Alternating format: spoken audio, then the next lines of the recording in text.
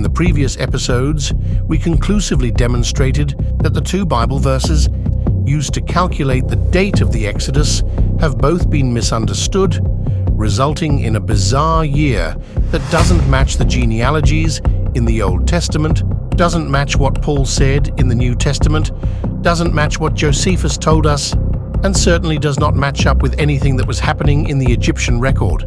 So let's start from scratch. What we know is that King David was born in 1040 BC, and we know that 40 years was a typical generation span. At this time in history, let's start counting back 40 years per generation and see what happens. We can then compare these new dates to the actual history of Egypt and see if things match up. You are about to be blown away by what we uncover. Here we go. Starting with David, if we back up 4 generations, we end up with the year 1200 BC as the date of the Exodus. But let's not stop there. Keep going back another 6 generations until we get to Judah. That gives us 10 generations total and 400 years to land us on the date 1440 BC. Yes, this is just an estimate, but let's see what it gets us. We have calculated Judah's birth date to be around 1440 BC. According to Jewish tradition and the Bible, Judah's brother Joseph was born about 10 years after Judah. This would place his birth in the year 1430 BC. We know that Joseph was 30 years old when the 7 years of abundance began. Therefore, he would have been 37 when the famine started.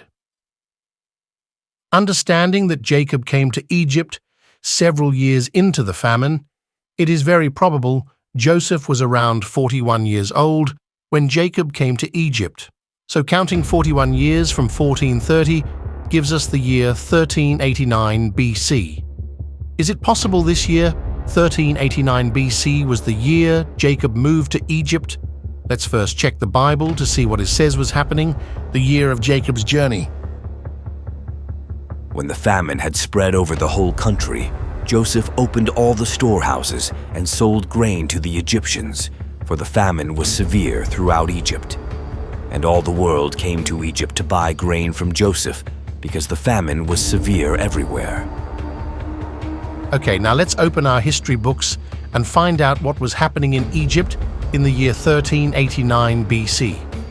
According to the records, Amenhotep III was pharaoh in Egypt from 1390 to 1352 BC. He had a rather long reign of almost 40 years and is described this way. One of the most prosperous and stable in Egyptian history. That seems promising as far as establishing our new timeline, but it gets better. It appears Egypt was making great diplomatic advances with other nations in the region. Amenhotep III had a large and ever-increasing number of ladies in his harem. Several of them were foreign princesses, the result of diplomatic marriages. Apparently, Egypt's military campaigns were rather small in this time period, yet their influence in the region was growing rapidly. This is unusual behavior for an empire, but fits nicely into the narrative of the famine. Generally, empires expand or contract in relationship to military conquests and defeats, but the history books tell us a story of Egyptian dominance at a time of very little conflict. A fact that has puzzled many historians. Not only did Egypt prosper in this time period, but it appears Amenhotep's reign was one of luxury and abundance. The last 25 years of Amenhotep's reign seem to have been a period of great building works and luxury at court and in the arts. Further exploration into Amenhotep's reign provides even more clues that seem to match marvelously into the story of Joseph and the famine. The wealth of Egypt at this period came not from the spoils of conquest, as it had under Thutmosis, but from international trade and an abundant supply of gold.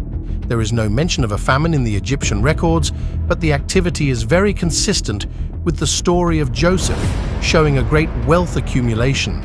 And if the story of Joseph is accurate, then Egypt was not suffering the effects of the famine, which would explain its lack of noting in their records. We have established some evidence that this new timeline is working out, but no conclusive proof yet. Pushing forward in Egyptian history, What happened after Amenhotep died? This would be a time period where Joseph was still living and presumably active in Egyptian governance. Are there any clues of his influence? The answers might surprise you. The next 30 years is what is known as the Amarna period in Egyptian history, an extraordinary time when the Egyptians rejected their prior religion and previous gods and converted to a new religion with a single monotheistic god named Aten. This period ended with the death of Pharaoh I in the year 1320 BC, which coincidentally is the exact same year Joseph would have died according to our timeline. Consider this: the name of the Egyptian deity Aten transliterates into the Hebrew word Adon.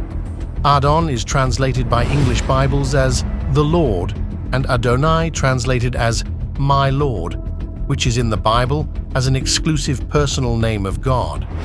Is it possible that Joseph had converted the Egyptians into serving his God, the Lord?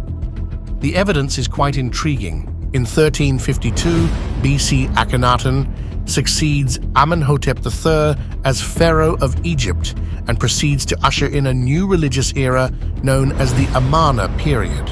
He is especially noted for abandoning traditional Egyptian polytheism and introducing worship centered on Aten, a monotheistic god often represented by the sun as compared to the stars.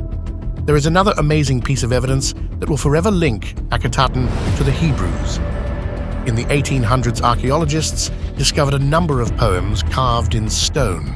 The longest of these hymn poems is titled The Great Hymn to the Aten and attributed to the pharaoh Akhenaten. The similarities between this poem and Psalm 104 of the Bible are striking. Here are some comparisons. Thou art the Lord of the earth. Thou didst create the earth. Thou art the creator of those who dwell in the heights. Thou didst make the watery abyss of the sky. The birds flutter in their marshes, their wings uplifted in adoration to thee. By them the birds of the heavens have their habitation.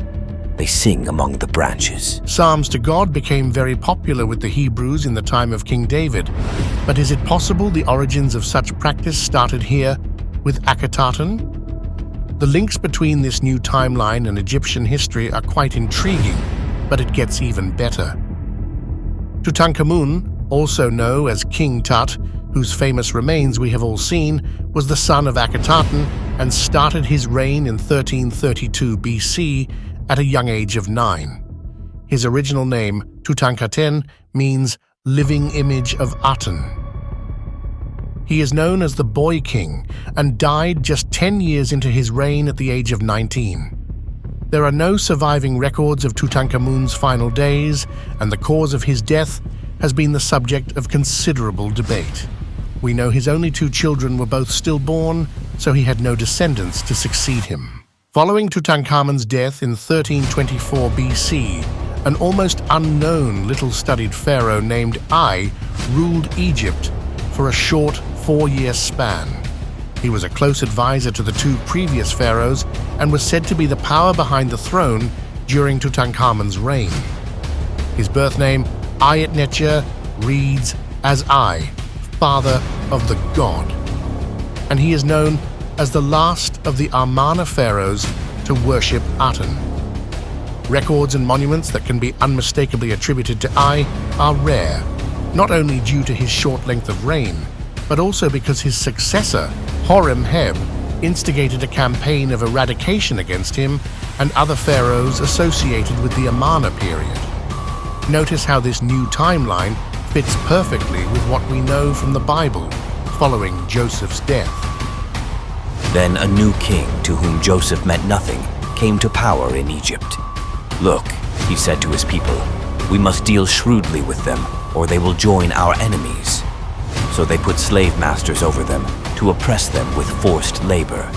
Horemheb ascended to the throne in 1320 BC, following the death of Ai, and immediately took action, reforming the state. He demolished monuments of Akhenaten, reusing their remains in his own building projects, and usurped monuments of Tutankhamun and Ai. He also restored the old priesthood of Amun and reopened the previously shuttered temples. It is clear Egypt is on the rise economically and militarily during this time period.